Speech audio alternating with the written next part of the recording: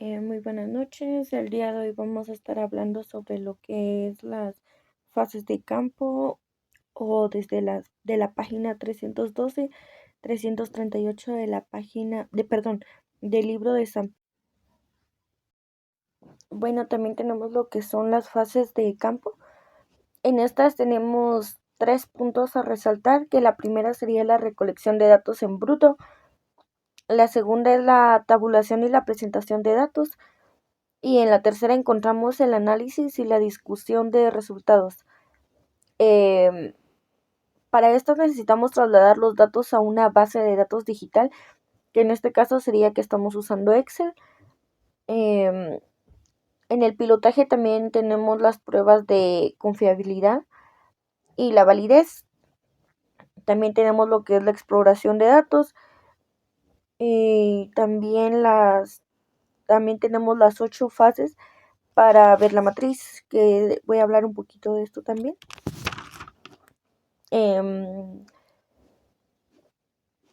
También tenemos que hablar, lo que estoy hablando es la información que tuvimos en clase y en un momento vamos a cambiar a la información de lo que es el libro, ¿verdad? También tenemos lo que son las 3 probabilidades mediadas, perdón, por algo fundamental. En esta, primero son 3 maneras de medir nuestras probabilidades mediadas por algo fundamental, ¿verdad? En la primera tenemos el baremos, que son instrucciones de interpretación del instrumento. También tenemos lo que es el marco teórico y los antecedentes los antecedentes nacionales e internacionales, que esta sería la información que vamos a encontrar en- para para nuestro contenido. También tenemos el estadístico, que este entra en el enfoque cuantitativo, perdón.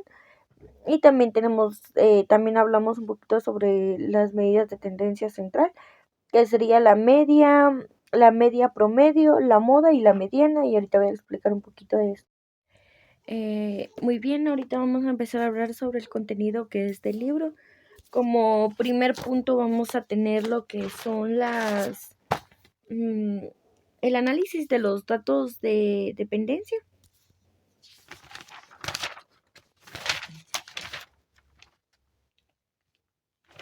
Y tenemos que en estos vamos a encontrar 3 tipos, que el primero sería el nivel de medición de las variables. También tenemos la manera en cómo se haya formulado la hipótesis, esa sería la segunda. Como tercera también tenemos el interés analítico del investigador, ¿verdad? Y luego venimos a empezar un nuevo tema, que sería ya el análisis de datos tipo cuantitativo. En esto nos dice que vamos a hablar sobre la estadística descriptiva para cada variable. Y para empezar tenemos la pregunta de qué es una distribución de frecuencias. En esta hablamos que es un conjunto de puntuaciones respecto de una variable ordenadas y en sus respectivas categorías, ¿verdad? Y generalmente se presentan como una tabla, sería en una tabla Oleari y, y la tabla pues nos marca, ahorita les voy a dejar un ejemplo. También tenemos el ejemplo de una distribución que necesita resumirse. También aquí está la imagen para que puedan diferenciar, ¿verdad? Y también tenemos una tabla de una distribución resumida.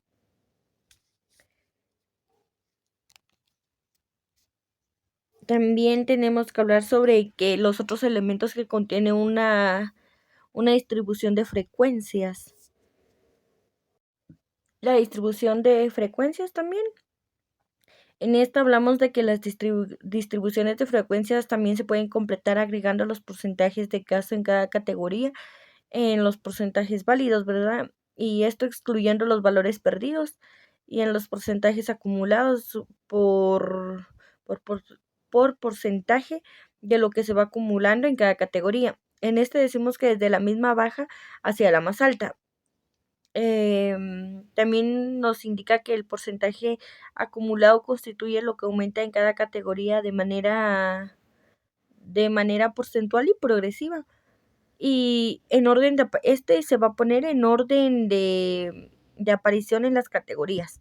También hablamos sobre lo tomado en cuenta que son los porcentajes válidos, perdón, en la categoría y si se ha obtenido la cooperación o se ha acumulado un 74.6 en la categoría o no se ha obtenido una cooperación que se acumula, ¿verdad? También les voy a poner una imagen para que se puedan guiar de lo que estoy hablando, que va a ser el ejemplo de una tabla de distribución de frecuencias con todos sus elementos. Ahora vamos a hablar de qué otra manera se pueden presentarse las distribuciones de frecuencia. En estas vamos a mencionar que las distribuciones de frecuencia, especialmente cuando se utilizan los porcentajes, pues podemos presentar en formas de histogramas o gráficas de otro tipo. En estos vamos a encontrar, por ejemplo, la gráfica de pastel. En algunos ejemplos, pues también podemos mencionar que los podemos usar en otros programas, como en el Excel que estamos usando también. Y que también la distribución de frecuencias también se pueden graficar con polígonos, como polígonos de frecuencia. En esta hablamos que se relacionan a las puntuaciones de sus respectivas frecuencias y también es más bien propio del nivel de medición por los intervalos o por las razones, ¿verdad? En estos vamos a mencionar que tenemos los histogramas, las gráficas circulares y también el control paterno que usamos sobre los gráficos. Muy bien, también vamos a hablar sobre lo que son los polígonos de frecuencia, que en estas se representan con curvas útiles para describirse los datos. También nos indica que hacia dónde se concentran los casos, ¿verdad? Que en esta cosa serían personas, organizaciones, segmentos o mediciones de polución. También los datos de presión o etcétera, ¿verdad? Que son el tipo de datos que podríamos tomar en cuenta para estos.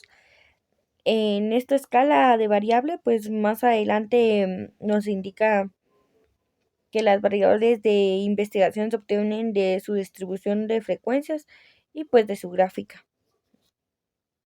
También vamos a hablar sobre lo que son las medidas de tendencia central. En estas vamos a encontrar que son puntos en una distribución obtenida a los valores de medios o centrales de esta y que nos ayudan a ubicarlas dentro de la escala de medición de la variable y pues para analizar la verdad. Las principales medidas de tendencia son las tres, que sería la moda, la mediana y la media. Empezamos a indicar que la moda es la categoría o la puntuación que ocurre con mayor frecuencia en las tablas, ¿verdad?